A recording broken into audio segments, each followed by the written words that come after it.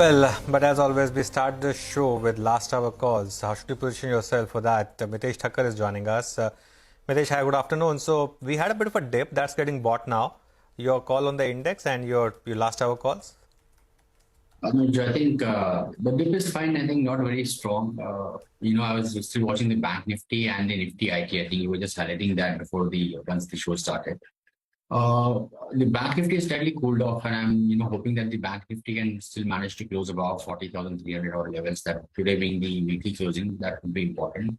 And if that happens, then I think we should enjoy good momentum in the next week. But Nifty IT, I think in the short term has clearly taken some kind of it's come into limelight. I think that's where a lot of breakouts are happening. Disclaimer: we have some long personal on IT names, so I think that's becoming showing the latest sector to possibly get into an upward kind of a movement in the short-term period. So I think that's where traders can possibly focus upon.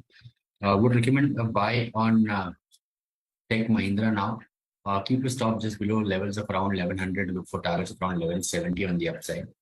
Other one which I like is Infosys.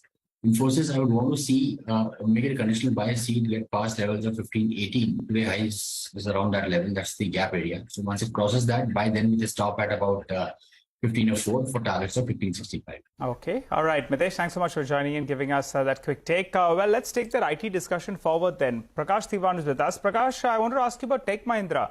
That's